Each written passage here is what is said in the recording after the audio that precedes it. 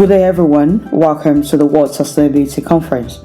Today we have a keynote speaker, Professor Indra Abeysekera, a professor of accounting and chair of accounting and finance at Charles Darwin University, Australia. He is a chartered accountant and a certified public accountant in Australia and a chartered management accountant in the United Kingdom. Prior to joining academia, Professor Indra worked in the private and public sectors. While in academia, he is consistently engaged with the accounting profession, holding various governance roles. Given his in-depth experiential understanding of both academia and practice, he skillfully combines conceptual approaches with practice to bring relevance to research. Professor Indra Abeysekera has presented and published over 100 peer-reviewed articles and authored 9 books. His research covers Australia, Bangladesh, China, India, Kenya, Malaysia, Singapore, Sri Lanka, Vietnam, and Zimbabwe. Indra's research interests include emotional capital, intellectual capital, integrated reporting, financial and non-financial accounting, knowledge management, and accounting education. Ladies and gentlemen, it is a pleasure to have Professor Indra with us today. Professor Indra, welcome to the World Sustainability Conference. Thank you. Thank you very much, Crane Institute, and thank you for that warm welcome. I'm going to present to you today about a framework for sustainability reporting. So a framework for sustainability reporting. What is sustainability reporting? That's the first question we need to ask. Is the demonstration of firms contributing to sustainable development.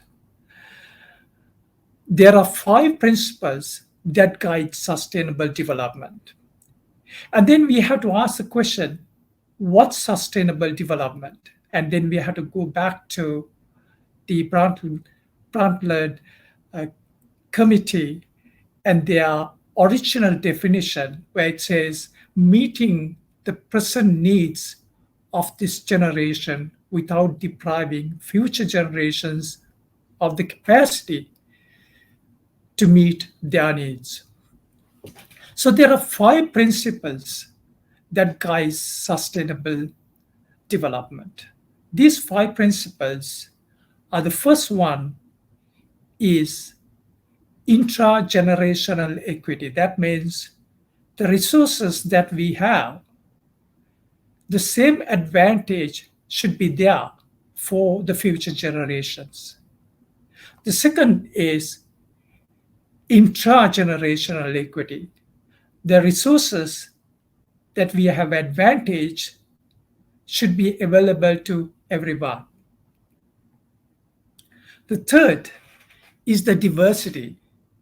We have to acknowledge that there is diverse life. And the fourth is interconnectedness, that these diverse lives are interconnected. They're not independent. They're depending on each other. And the fifth is we take precautions against using irreversible resources. That means we are careful not to harm the resources that will harm or deplete our resources. And the next is about what has happened in relation to sustainability. If you look at the corporate reporting side, what we see is from 1993 to 2020, in 1993, the top 100 companies engaged in sustainability reporting was 12%. But when it came to 2020, the companies that engaged in sustainability reporting, these top 100 companies, was 80%. That means out of 100, 80 firms were reporting about sustainability.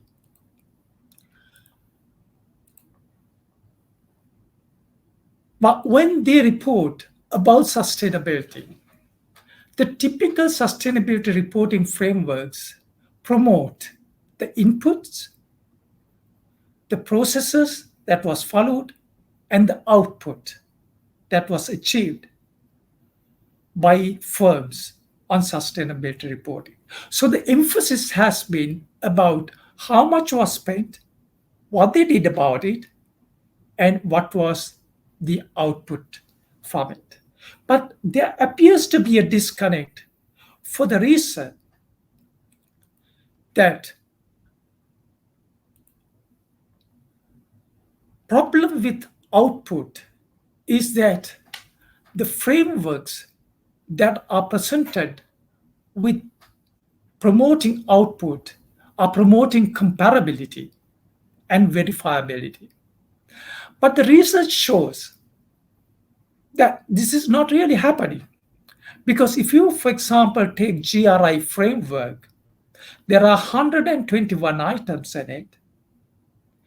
One firm might report on 60 items, but another firm will report on 40 items that are relevant to them. So when it comes to comparability, that becomes a real problem because what they report is what they want to report rather than what the framework holistically asks them to report.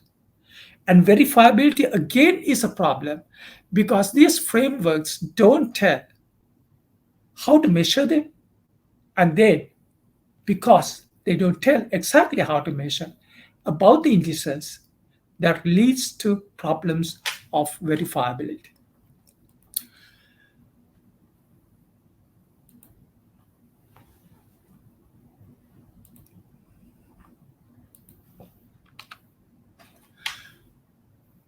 So in order to us to understand how firms have reported about sustainability and make meaning out of sustainability reporting of firms, then we have to focus not on the input, processes, and output, but rather the outcomes from this output and the impact that the output has made. So the emphasis on sustainability reporting should be the outcome of the activities that firms have engaged in for sustainable development and the impact that it has made towards sustainable development. If you look at what has happened over the years, is that we can see that water pollution has decreased and air pollution has decreased over the years. But the greenhouse gases have increased over the years.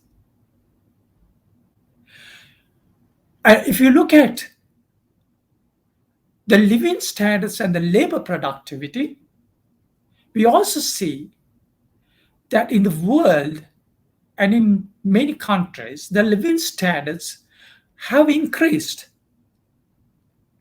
based on benchmarks, but the labor productivity gains in relation to the living standards have increased, but at a lower or a slower pace.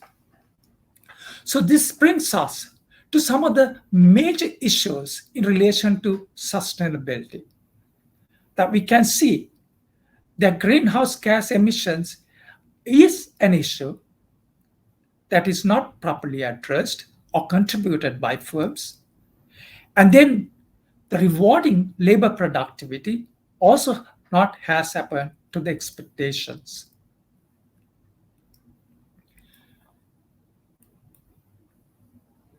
So the purpose of sustainability reporting then is based on the principles that we must show fair purchase and use of resources by the firm, that they support diverse lives on Earth within habitable ranges, And their numbers that they report are measured and audited, and they're accurate, and they report on the outcomes and impacts. The emphasis should be on the outcomes and impacts, because if firms are engaging in sustainability reporting, that has to be meaningful, that has to have an impact on sustainable development, that must have an outcome towards sustainable development. So how do we go about with a framework to do this? How do we improve the frameworks to do this? We can use the United Nations Sustainable Development Goals framework. There are 17 UN Sustainable Development Goals. In those goals, each goal has a number of targets. Altogether, there are 169 targets.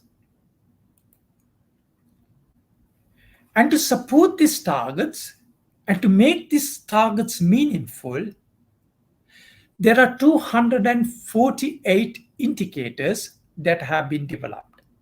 At least one indicator per target. Some targets have more than one indicators.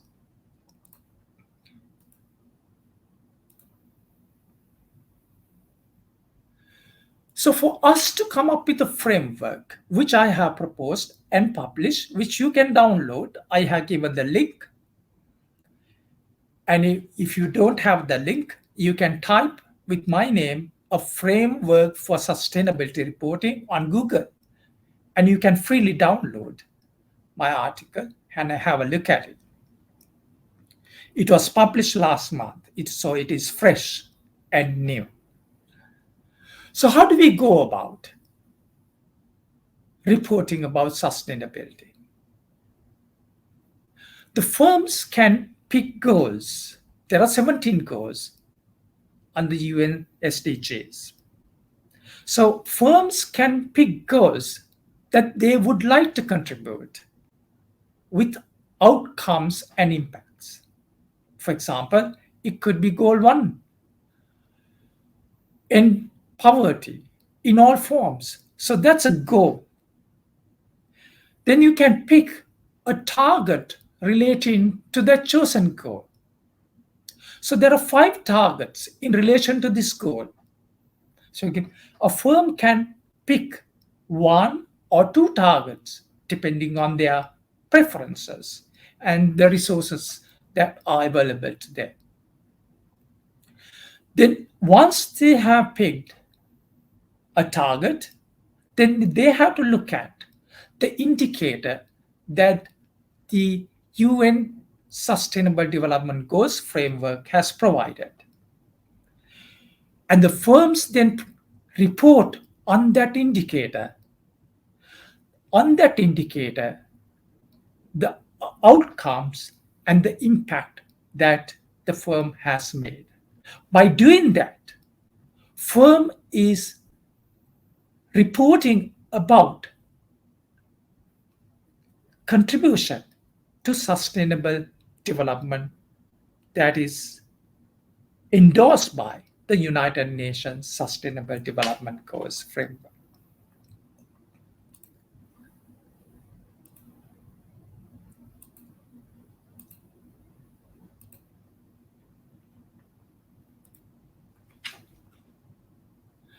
Here's an example how firms can choose this. Let's take goal 6. Goal 6 says, ensure availability and sustainable management of water and sanitation for all. So this is the United Nations Sustainable Development Goal number 6. In that, there are a number of targets. Let's say the firm selected target 6.6. So the targets are mentioned under the goal 6 and with then the extension 0.1, 0.2, 0.3, and so forth. So this is target 6. Target 6 says by 2020, protect and restore water-related ecosystems, including mountains, forests, wetlands, rivers, and aquifers and lakes. Now, in relation to target 6.6, there's an indicator that relates to that target, that extends that target. That indicator is shown as 6.6, which is for the target, and 0.1 is the indicator, which says change in extent of water-related ecosystems over time. So this is the indicator. So when firms report, they must report about the impact, outcome, and the impact that they made in relation to water-related ecosystems in their reporting period. So let's look at how they can do this. Let's say the output. The firm planted 10,000 trees. So this is a measured artifact. It's a verifiable measured artifact. It's an output. They planted trees. But what is the outcome of this? That's far more important than output. It has provided shade, and that difference is the difference output has made. So if these trees were planted in a desert zone, that shade is making a big difference to that desert zone. What's the impact? That's far greater important than the outcome.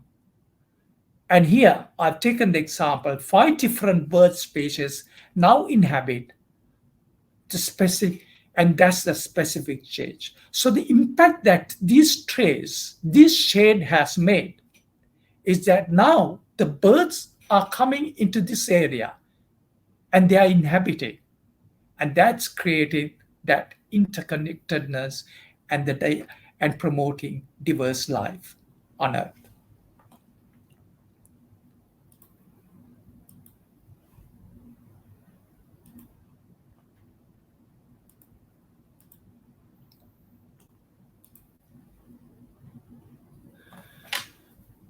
So to give a theoretical background on this reporting outcome and impact on the framework for sustainability reporting, there are 2 aspects for sustainable development. One is explained by Gaia theory. It talks about the importance of interdependence of the planet and diverse life on the planet for us to continue on Earth and as part of the cosmos. And the second aspect is the theory of distributive justice, which says the resources should be of advantage and available to this generation fairly and to future generation, which talks about intergenerational equity and intergenerational equity. So that's the body of understanding from a research perspective. If you look at from a firm's perspective, from a conceptual perspective, firm has resources and is using these resources for sustainable development along with other performance goals. There are 2 types of resources which are called capitals. They are the financial capital and the intellectual capital. These are the resources that firms access that has collaterable value for the firm. And they use these resources to contribute to sustainable development goals. And when they contribute to sustainable development, and they report about sustainable development. And when they report about sustainable development, that reporting is guided by 5 principles that we've previously talked about. And those 5 principles are intragenerational equity, intergenerational equity, and irreversibility, precaution that they have taken, and promoting diverse life, and respecting and promoting interconnectedness of life and resources. So, how do firms go about preparing a sustainability report? A sustainability report is part of corporate reporting. That has been the preference of the corporates. When it becomes part of the corporate reporting, it also integrates into what they report about other aspects about the firm. There are 3 important aspects that firms report. First is financial reporting. Second is about the intellectual capital or the intangibles reporting. And the third is sustainability reporting.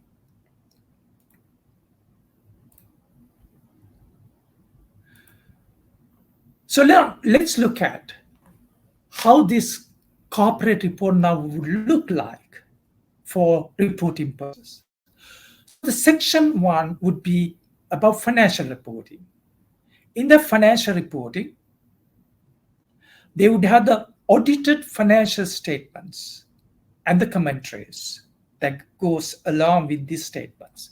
There are 4 statements: income statement, balance sheet, statement of cash flows, and statement of changes in equity.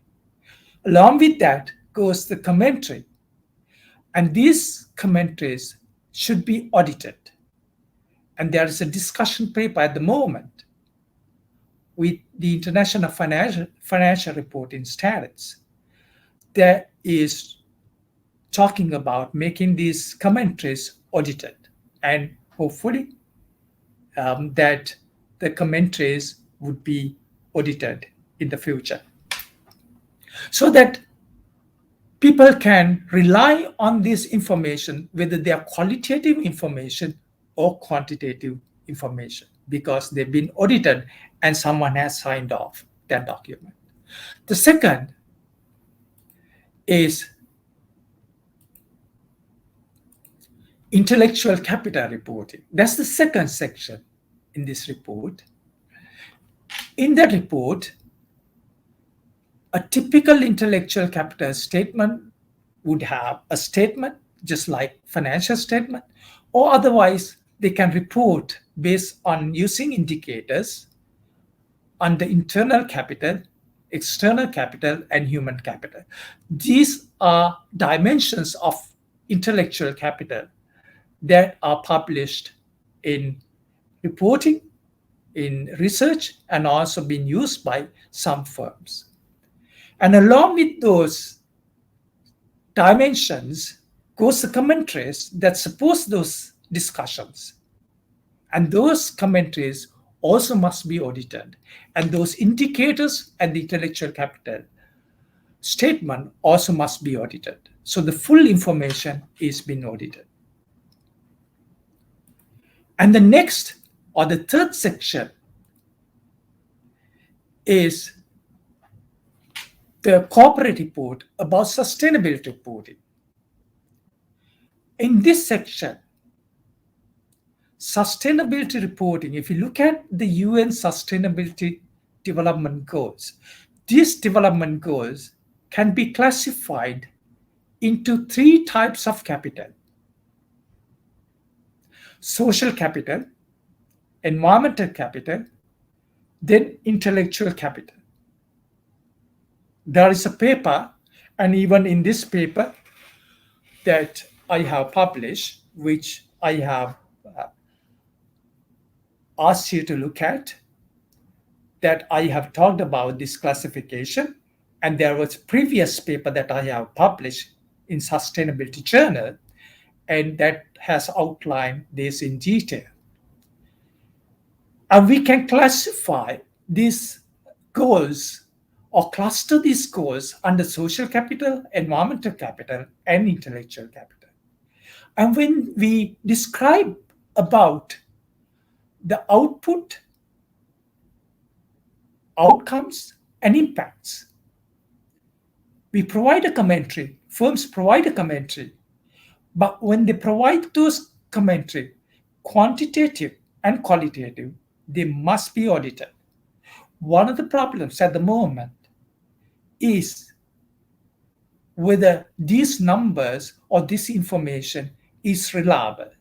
And the way to get over this is to conduct audits and to ensure that these numbers have been verified. So I mentioned to you that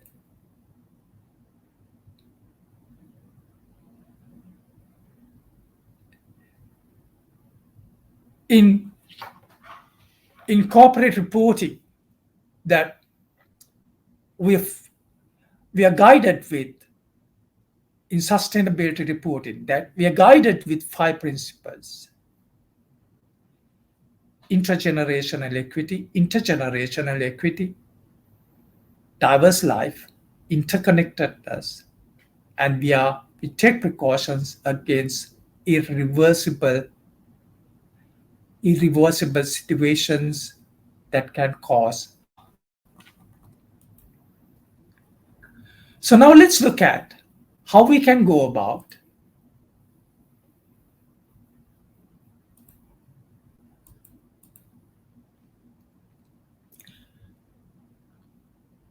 before I show you sort of a detailed statement. I also want to point out that I showed you about the corporate reporting. I said there's financial reporting and there is intellectual capital reporting, and then there's sustainability reporting. And in sustainability reporting, I mentioned to you there are 3 types of capital. That's intellectual capital, social capital, and environmental capital.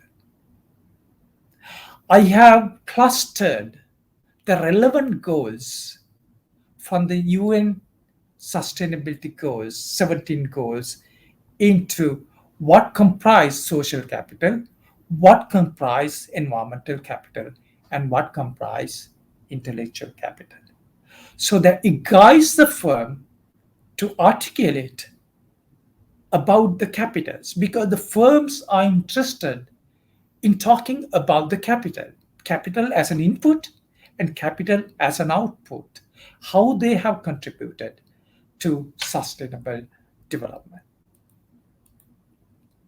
So here's the illustration for you about reporting. This is now I'm talking about section 3 of corporate reporting, sustainability reporting. The firm will talk about its firm and introduce itself about its commitment towards sustainable development. This illustration I have taken from my article, and there's a lot of words there, so I'm not going to read that because of the time constraint that we have. But what we have to do is, if you are going to replicate this, that you would introduce the firm and you would talk about the firm's commitment towards sustainable development. It could be articulated in the firm's vision statement, mission statement, or even the culture, corporate culture, what they talk about the sustainable development. And when the firm reports, then firm reports based on the 5 principles. I have shown here intergenerational equity as the first principle, and then firm can report about intergenerational equity, and then diversity, interconnectedness, and then how it has avoided harming to the environment. So if you look at conceptually what the firm is doing, is that firm is reporting about this sustainable development along the 5 principles. When it is reporting about the 5 principles, it's actually talking about how it has enhanced sustainable development or the sustainability capital. And in this sustainability capital, there's 3 components: intellectual capital, environmental capital, and social capital. How the firm has contributed to enhance these 3 aspects of capital. Maybe the firm contributed to environmental capital only. That's fine. But it's its own contribution. But that's its story. Another firm might have contributed to all 3. But on selected goals, not on all 17 goals. We are not looking a firm to contribute to all 17 goals. That's probably an impractical and unreasonable request, a demand. What we want firms is to continue contributing, but when they contribute, they have to show the outcome and the impact that they have made, not just spend the money for the sake of spending, or it is not just a facade or storytelling just for reporting purposes. So here's the paper. If you wish to download, as I said, it's framework for sustainability reporting, published in Sustainability Accounting, Management and Policy Journal. This paper has gold access. That means anyone can download. And even if you forget, if you type a framework for sustainability reporting, that statement you can't, very hard to forget, a framework for sustainability reporting. You just Google it with my name, paper should come, and you can download it and have a read. And thank you for taking part in this conference, and it was a pleasure meeting you.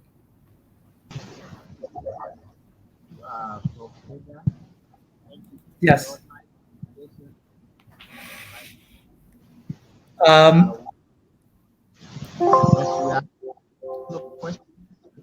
Maybe I'll just put the chat box because we are using this for lengthy time.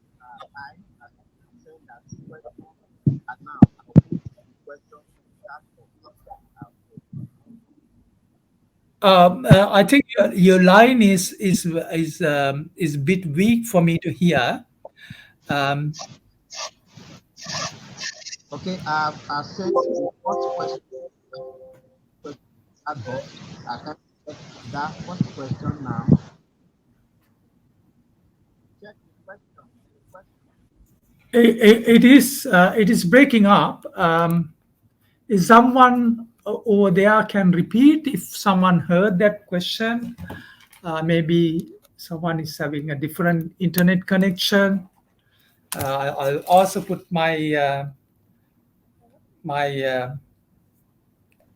headphones on.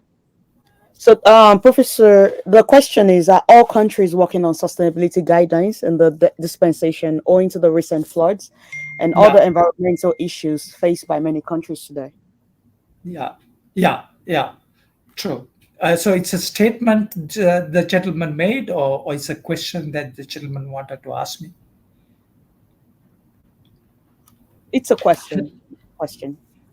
Okay, so the question is, all countries are working on sustainability, and the question is, how do we harmonize it, or how do we make it uh, uh, uh, like that everyone is doing the same thing? Is that the question?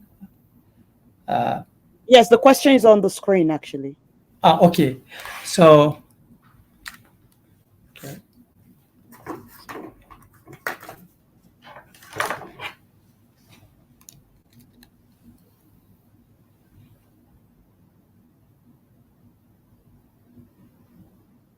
Okay, good question. Very good question. Um, well, countries, in fact, countries are serious. They very well understand the impact, the importance of sustainable development. That's definite. There's no question about it. Every country today understands that. But when it comes to some countries, there is a resource issue. The poor countries have a resource issue sometimes in engaging in sustainable development, because the situation is such that they are low price driven, and sometimes they have to, or they're flooded. The market is flooded with products that are low price but not sustainably friendly. So that's a problem. So therefore, the power or the resources that they have as a country to engage in sustainable development has been impaired to some extent. That's one. But having said that, developed countries are also responsible. The question the gentleman asked has relevance to that, was saying about the floods, recent floods. And these recent floods are not localized floods. They are in fact globalized floods. This someone has made pollution, has gained advantage over resources because those resources are cheaper today, and therefore they buy those resources, like especially energy resources. They buy those resources in very big quantities in some countries, and they use those resources, but then they create pollution in the environment. And those pollution leads to global warming. And those global warming has contributed to floods. And especially the countries that have been affected by this are the countries in towards the tropics. And many other countries, or there's number of countries towards the tropic. They are not so rich. They are emerging nations, and they are very much adversely affected by these floods. For example, to closer to Australia, that the Pacific nations countries are very concerned about the floods, because the landmass is taken over by the erosion and in fact the sea. So it is a collective effort. The Paris Agreement has certainly contributed, but it's a globalized effort, and everyone has to work towards it. And some are working fast, much faster than others, but then everyone knows the seriousness. Some countries, because of they want to make some economic progress, they are making some compromises here, but I think they will come on board, because it's when it affects the country, that country, they become serious, and when it impacts the country, then they gain far more consciousness about sustainable development, and then because they have to defend and protect their own country. Thank you so much, Professor, for coming. We really enjoyed your presentation, wonderful presentation. Now we're going to move to the next session. Thank you so much. And Thank you. If you have any questions, you can send your question in the chat box, and then we'll email you the questions if they're further questions. Thank you. Thank Enjoy you so your conference. See you. Thank you, Professor Chow.